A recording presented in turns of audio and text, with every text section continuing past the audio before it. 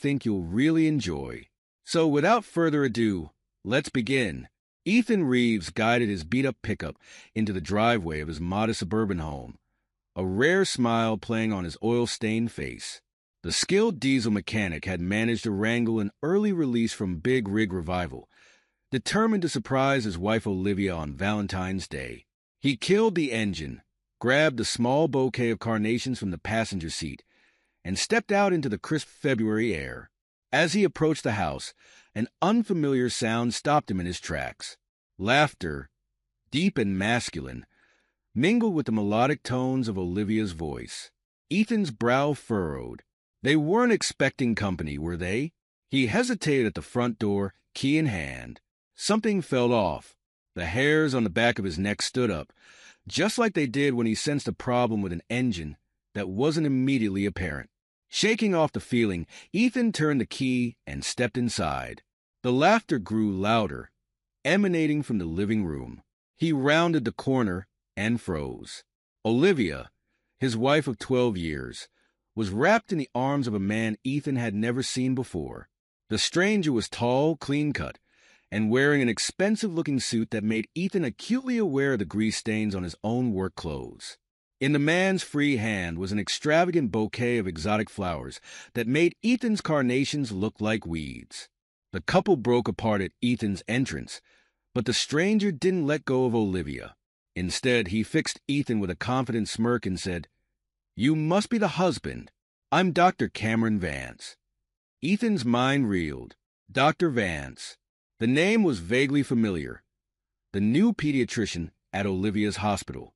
He'd heard her mention him in passing, but never like this.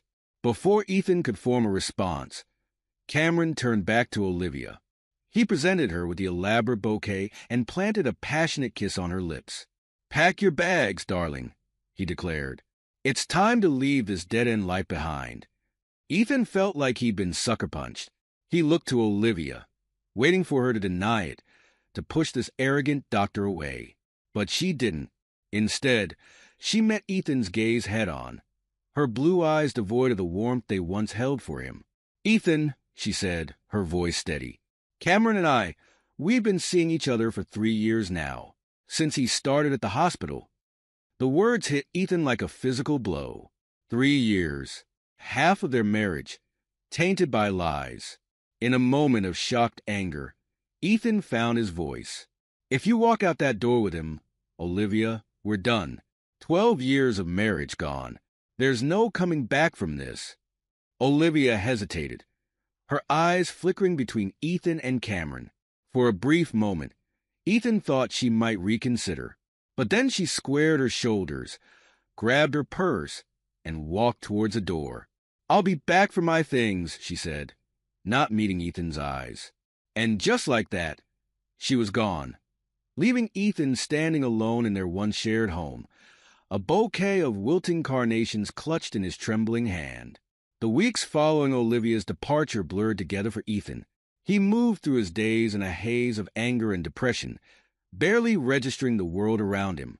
His work at Big Rig Revival suffered as a result. One particularly bad day, after Ethan had botched a simple oil change, his boss Gina Ortiz pulled him aside.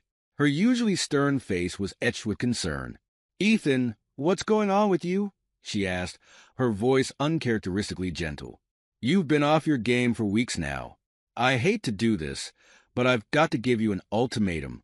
You've got 4 weeks to get your act together, or I'll have to let you go. We can't afford mistakes in this business." Ethan nodded numbly, knowing he should feel more concerned about potentially losing his job. But the threat of unemployment felt distant compared to the constant ache in his chest. That evening, hoping to drown his sorrows in a greasy burger, Ethan found himself at the local diner. As he waited for his order, he overheard a snippet of conversation from the booth behind him. "Can you believe Olivia finally left that grease monkey husband of hers? About time, if you ask me. She and Dr. Vance have been the worst-kept secret at the hospital for years." Ethan's hand clenched around his water glass. The worst-kept secret. Everyone had known except him. He'd been the town fool, oblivious to his wife's infidelity, while the rest of their social circle whispered and laughed behind his back, abandoning his uneaten meal. Ethan drove to the bank, a new thought nagging at him. When he checked their joint account, his suspicions were confirmed. The $50,000 they'd painstakingly saved over the years gone, withdrawn by Olivia the day after she'd left. Financially strained and emotionally drained, Ethan found himself on the doorstep of his childhood friend, Ray Daniels. Ray, now a therapist, listened patiently as Ethan poured out his story. "I know it hurts, man," Ray said when Ethan finished, "but you've got to move on. Olivia made her choice. Don't let her destroy you." But even as Ethan nodded in agreement, he felt something shift inside him. The pain that had been consuming him began to harden, transforming into a thirst for retribution. Olivia and Cameron had humiliated him, betrayed him, stolen from him. They couldn't be allowed to get away with it. As Ethan left Ray's office, his mind was already working, plotting how he could make them pay. Weeks passed, and Ethan found himself working late at Big Rig Revival, trying to make up for his earlier mistakes and keep his job. As he tinkered with a particularly stubborn engine, he overheard two truckers talking in low voices near the office. "Heard the Road Reapers are having trouble with their runs." One of them was saying, "Increased police patrols are making it hard for them to move their stuff across state lines." Ethan's ears perked up. He had heard of the Road Reapers before, a notorious biker gang known for trafficking illegal substances. Not the kind of crowd he'd ever associated with before. The other trucker snorted. "Serves them right, but they'll find a way around it. They always do." As the truckers moved away, Ethan's mind raced. An idea was forming, a dangerous, reckless idea that went against everything he'd ever believed in. But the thought of Olivia and Cameron, living it up with his hard-earned money while he struggled to keep his job, made his blood boil. He knew it was wrong. He knew it was illegal. But the desire for revenge overwhelmed his better judgment. Over the next few days, Ethan did his research. He learned everything he could about the Road Reapers, their operations, and their vehicles. Then, steeling his nerves, he made his way to a seedy bar on the outskirts of town, known to be a hangout for the gang. The bar was dimly lit and smelled of stale beer and cigarettes. Ethan felt woefully out of place in his work jeans and flannel shirt, surrounded by leather-clad bikers. But he spotted his target, Axel Krieger, the Road Reapers' leader, at a corner table and approached with feigned confidence. "Axel Krieger?"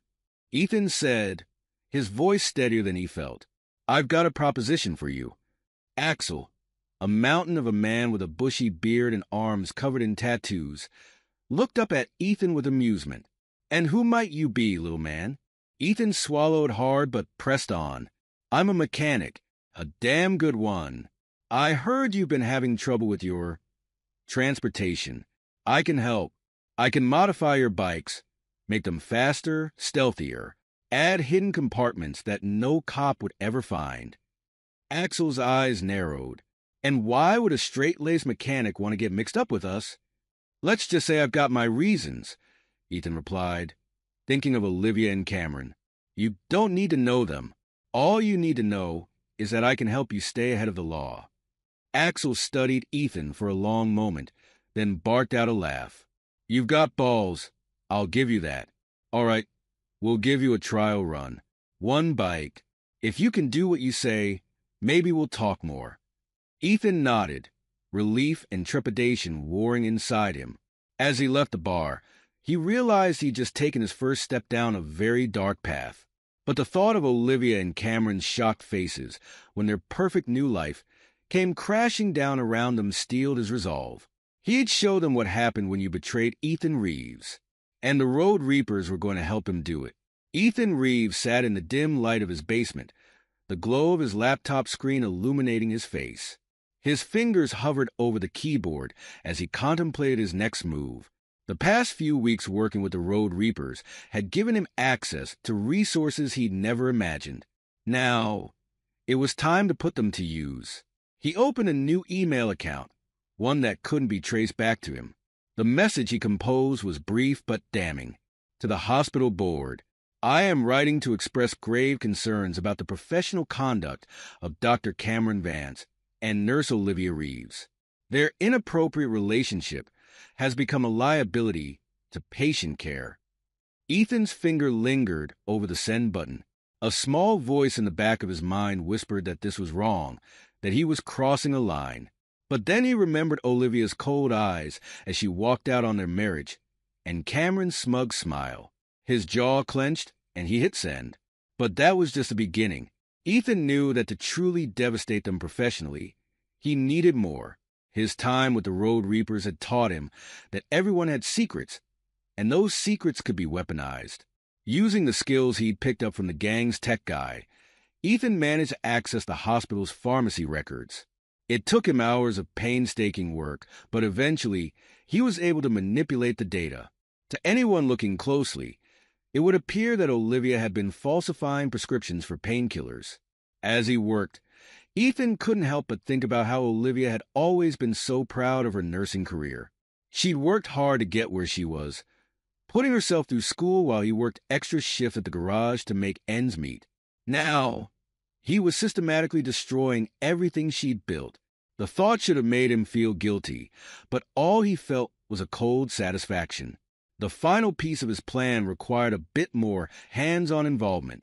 Ethan reached out to his contact in the Road Reapers, a wiry man named Spike who always seemed to be vibrating with nervous energy. "I need something," Ethan said when they met in a deserted parking lot. "Just a small amount, enough to ruin someone." Spike eyed him warily. "This ain't for personal use, is it? 'Cause Axel won't like that." Ethan shook his head. "It's for a job. That's all you need to know." Spike hesitated, then shrugged. He pulled out a small baggie filled with white powder. "Your funeral, man." With the final piece in place, Ethan put his plan into motion. He knew Cameron's schedule, knew when he'd be at the hospital. It was almost too easy to plant the drugs in the doctor's car. Then came another anonymous tip, this time to the police. "There's a doctor at Memorial Hospital dealing drugs from his car. His name is Cameron Vance." Ethan watched from across the street as the police pulled Cameron over on his way home from work. He saw the confusion on Cameron's face turn to shock as the officers found the planted drugs.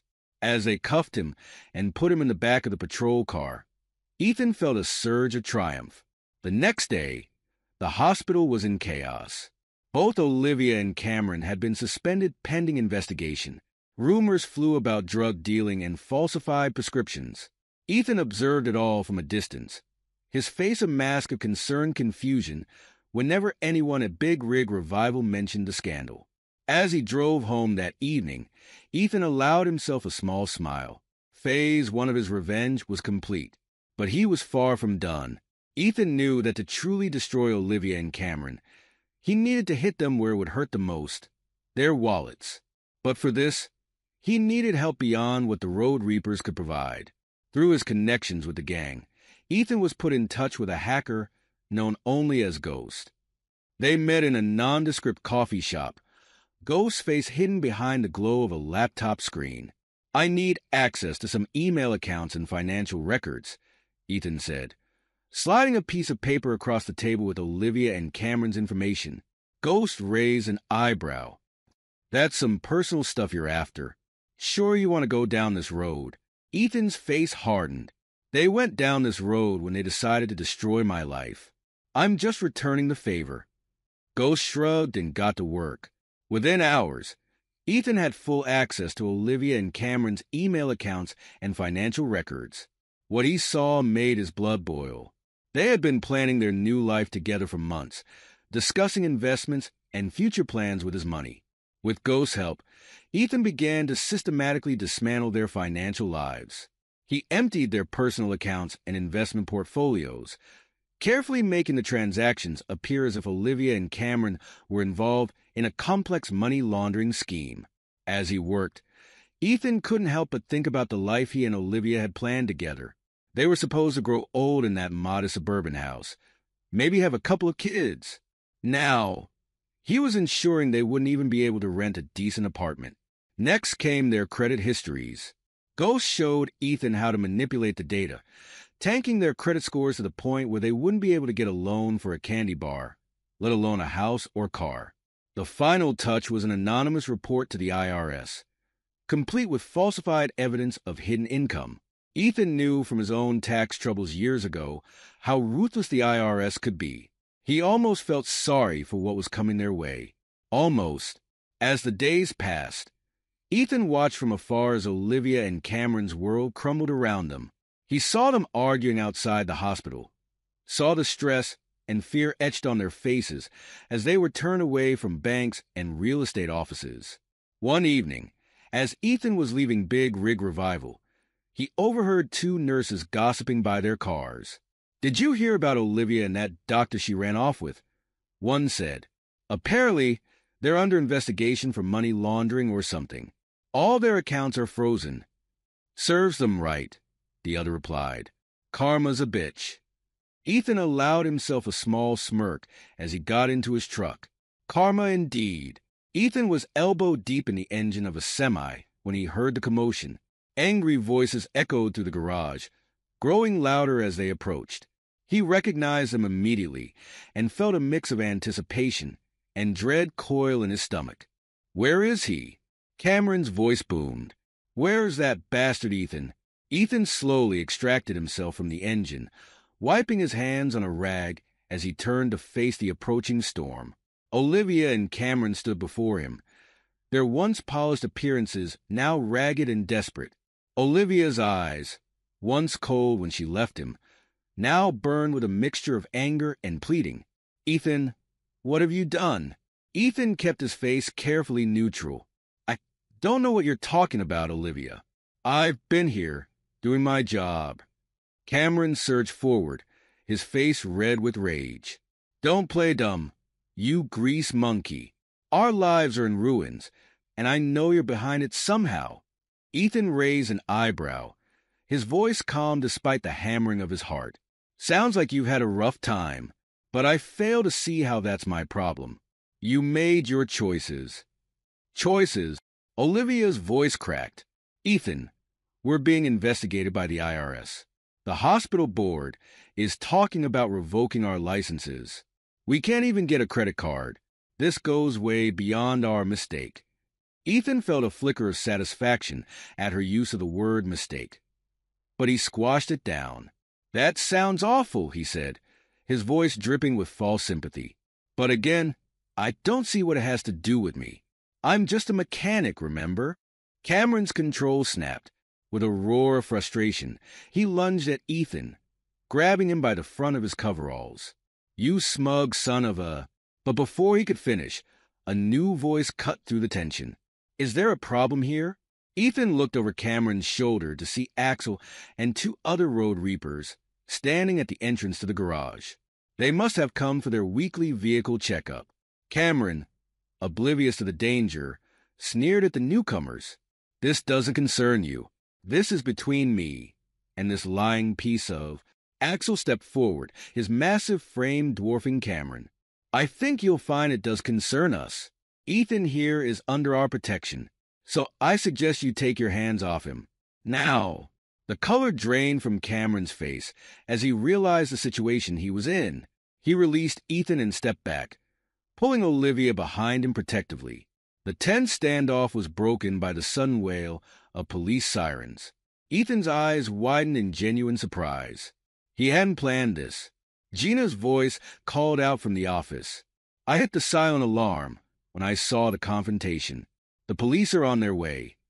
Panic flashed across Cameron's face. Ethan watched as he surreptitiously reached into his pocket, presumably to dispose of any remaining evidence from his arrest. But he wasn't fast enough. Two police officers burst into the garage, hands on their weapons. "What's going on here?" One of the officers recognized Cameron. "Dr. Vance? Didn't we just arrest you last week?" Before Cameron could respond, the officer noticed his suspicious movement. "Sir, please remove your hand from your pocket slowly." Cameron complied, his face ashen. The officer approached and reached into Cameron's pocket, pulling out a small bag with trace amounts of white powder. "Well, well," the officer said, his voice hard. "Looks like we've got ourselves a repeat offender. As the officers cuffed Cameron and read him his rights, Ethan caught Olivia's eye. The look she gave him was one of dawning realization and horror. She knew. She finally understood the extent of what he'd done. Ethan maintained his innocent facade, but inside, he felt a rush of dark triumph. As Cameron was led away and Olivia stood alone, her world crumbling around her, Ethan allowed himself a small, satisfied smile. The Road Reapers melted away as the police took statements, leaving Ethan to spin a tale of being unfairly confronted by his ex-wife and her unstable boyfriend. Gina backed up his story, and soon, the garage was quiet once more. As Ethan returned to the engine he'd been working on, he realized that his revenge was complete. Olivia and Cameron's professional lives were in shambles. Their finances were ruined, and now Cameron was facing serious criminal charges. But as the adrenaline of the confrontation faded, Ethan felt an unexpected emptiness. He picked up his wrench and dove back into his work. He couldn't shake the feeling that this victory might be more dangerous than he'd anticipated. Ethan Reeves stepped out of his apartment building. The cool morning air a welcome respite from the stuffy interior. He'd been lying low since the confrontation at Big Rig Revival, taking some time off work to avoid suspicion. As he walked to his truck, he couldn't shake the feeling that something was off. The street was quiet, too quiet for a weekday morning. Ethan's eyes darted from side to side, his newfound paranoia making every shadow seem threatening. He was reaching for his truck door when he heard it, the low rumble of motorcycles approaching fast. Ethan's heart rate spiked. This wasn't the familiar sound of the Road Reapers' bikes. These engines were different, angrier somehow. He turned just in time to see a group of motorcycles round the corner, their riders clad in leather jackets emblazoned with a coiled viper. The Steel Vipers. Ethan had heard whispers about them from the Road Reapers. They were rivals, constantly fighting over territory and drug routes. But what were they doing here? Ethan didn't have time to ponder the question. The lead rider raised his arm, and Ethan caught the glint of sunlight on metal. His body reacted before his mind could process what was happening. He dove behind his truck just as the first shots rang out. The sound of gunfire filled the air, accompanied by the shattering of glass and the ping of bullets hitting metal. Ethan's truck rocked with the impact of multiple rounds. He curled into a ball, hands over his head, praying for it to end. As quickly as it had started, the attack was over. The roar of motorcycles faded into the distance, leaving behind a ringing silence punctuated by car alarms and distant screams. Ethan cautiously raised his head. His truck was riddled with bullet holes, the windows shattered. Across the street, he saw his neighbors peeking out from behind curtains, their faces pale with shock. With shaking hands, Ethan pulled out his phone and dialed 911. As he waited for the operator to pick up, the reality of what had just happened hit him like a physical blow. The Steel Vipers had targeted him. They must believe he was a key player in the Road Reapers operation. His revenge plot against Olivia and Cameron had spiraled far beyond his control. He was no longer just playing at being a criminal. He was in the middle of a gang war, and he had just become a primary target. As sirens wailed in the distance, Ethan's mind raced. He couldn't go to the police. That would mean admitting to his involvement with the Road Reapers. But he couldn't just sit back and wait for the next attack either. He needed a plan, a way to extricate himself from this mess before it got him killed. As he gave his statement to the responding officers, carefully omitting any mention of his connection to the Road Reapers, an idea began to form. If he was caught in the middle of a gang war, maybe he could use that to his advantage, play both sides against each other, and come out clean on the other side. It was risky, potentially suicidal even. But as Ethan looked at the bullet-riddled remains of his truck, he realized he was out of options. He was going to have to outsmart two of the most dangerous gangs in the state, and he was going to have to do it fast. Ethan sat in a dingy motel room, his laptop open before him. He'd been here for days, using the skills he'd picked up from Ghost to create a web of false information. It was time to set his plan in motion. First, he fabricated evidence suggesting that the Road Reapers were planning to hijack the Steel Vipers' next major shipment. He planted this information in places he knew the Vipers would find it. Encrypted messages on dark web forums, whispers in the right ears at seedy bars. Then he did the same for the Road Reapers, creating a mirror image of the plot, but with the Vipers as the would-be hijackers. He made sure to use different methods, different styles of communication. It had to look like two separate plans, not one person playing puppet master. As he worked, Ethan couldn't help but marvel at how far he'd come. From a simple mechanic to a man orchestrating a showdown between two notorious gangs. He wondered what Olivia would think if she could see him now. Would she be impressed? Horrified? Or would she just see the same grease monkey she'd left behind? With the bait set, Ethan moved on to the next phase of his plan. He created an anonymous email account and composed a message to both gangs. A major shipment of product is coming through your territory next week. Details enclosed. This is your chance to take out your rivals once and for all. He attached the fabricated details of the fictional shipment, making sure the information was vague enough to be believable but specific enough to ensure both gangs would converge at the same place and time. Ethan's finger hovered over the send button. Once he did this, there would be no going back. He thought about Olivia, about Cameron, about how this had all started with a simple desire for revenge. Now, he was about to potentially cause a bloodbath. But then he remembered the drive-by shooting, the terror he'd felt as bullets whizzed past his head. It was them or him now. He hit send. With the gangs primed for conflict, Ethan turned his attention to law enforcement. He couldn't go to the local police. Too risky. But he knew from his time with the Road Reapers that there was a DEA task force in the area, one that had been trying to bring down both gangs for years. Using another anonymous email account, Ethan reached out to the DEA. He provided detailed information about both gangs' operations, information he gleaned during his time with the Road Reapers and through his own investigations. And most importantly, he gave him the time and location of the impending gang confrontation. As he sent the final email, Ethan felt a weight lift from his shoulders. He'd done all he could. Now, he just had to wait and hope his plan worked. The night of the supposed shipment arrived. Ethan watched from a safe distance as vehicles belonging to both gangs converged on the abandoned warehouse he'd specified in his tips. He could see the tension in the air, the way both sides moved with wary aggression. Just as the first shots were fired, a fleet of unmarked vehicles swarmed the area. DEA agents poured out, weapons drawn. The resulting chaos was beyond anything Ethan had imagined. Gunfire erupted from all sides as gang members tried to flee or fight back. Ethan watched, his heart pounding, as dozens of gang members were arrested. He recognized Axel among those being led away in handcuffs. The man who had once terrified him now looked small and defeated. As the dust settled, Ethan allowed himself a small smile. His plan had worked. Both the Road Reapers and the Steel Vipers had been effectively dismantled in one fell swoop. His connection to the underworld was severed. But as he turned to leave, Ethan realized something that wiped the smile from his face. Yes, he was free from the gang's influence, but he was also without their protection, and he had just made a lot of dangerous enemies.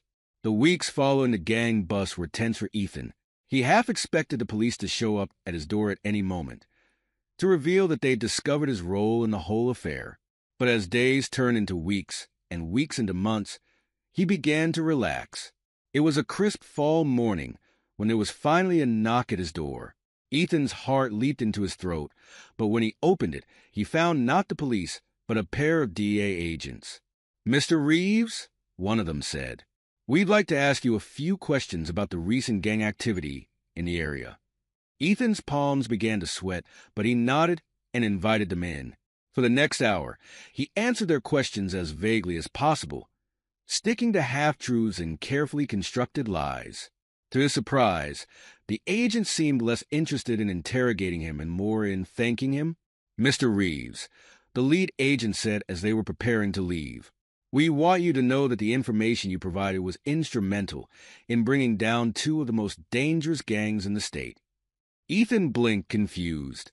"I'm sorry, what information?" The agent smiled knowingly. "Come now, Mr. Reeves. We're well aware that you were the anonymous tipster who led us to the warehouse that night. Your detailed knowledge of both gangs' operations was invaluable." Ethan's mind raced.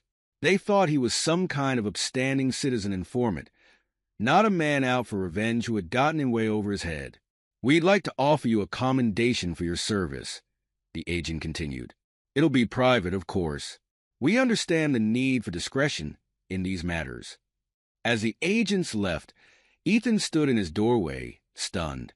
He had gone from a man on the verge of losing everything to a celebrated informant in the eyes of law enforcement. The irony was almost too much to bear. Weeks passed, and life began to return to normal. Ethan went back to work at Big Rig Revival. His newfound status as a community hero, the story had leaked, despite the DA's promises of discretion, earning him a promotion from Gina. It was on a quiet Sunday afternoon that Ethan's past came knocking once again. He opened his door to find Olivia standing there, looking pale and drawn. "Ethan," she said, her voice barely above a whisper. "Can we talk?" He let her in, more out of shock than any desire to hear what she had to say. Olivia sat on his couch, wringing her hands. "I've made a terrible mistake, Ethan," she said, tears welling in her eyes. "Cameron, he's in prison. Our lives are ruined. I see now how foolish I was to throw away what we had." Ethan listened silently as Olivia poured out her heart, begging for forgiveness, asking for another chance. A part of him, the part that still remembered the happy years of their marriage, wanted to take her in his arms and tell her all was forgiven. But as he looked at her, all he could see was a woman who had walked out on him, who had drained their savings and left him with nothing but a thirst for revenge that had nearly gotten him killed. "I'm sorry, Olivia," he said, his voice gentle but firm, "but that chapter of our lives is over. I've moved on. I think you should too." The look of devastation on Olivia's face as she left was something Ethan knew would stay with him for a long time. But as he closed the door behind her, he felt a sense of peace he hadn't experienced in months. With his newfound reputation and the modest reward money from the DEA, Ethan was able to secure a loan to start his own business. He called it Reeves Custom Rigs, a specialty truck modification shop that would allow him to put his skills to use on his own terms. On the day of the grand opening, Ethan stood outside his new shop, surrounded by friends and well-wishers. Gina was there, beaming with pride at her former employee. Even Ray had shown up, clearly relieved to see Ethan looking happy and healthy. As he cut the ribbon to officially open Reeves Custom Rigs, Ethan felt a sense of optimism he hadn't experienced in years. He had walked through fire, made mistakes, and nearly lost everything. But he had come out the other side stronger, wiser, and ready for a fresh start. The road ahead was uncertain, but for the first time in a long time, Ethan Reeves was looking forward to the journey. This is where our story comes to an end. Share your thoughts in the comment section. Thanks for your time. If you enjoy this story, please subscribe to this channel. Click on the video you see on the screen, and I will see you there.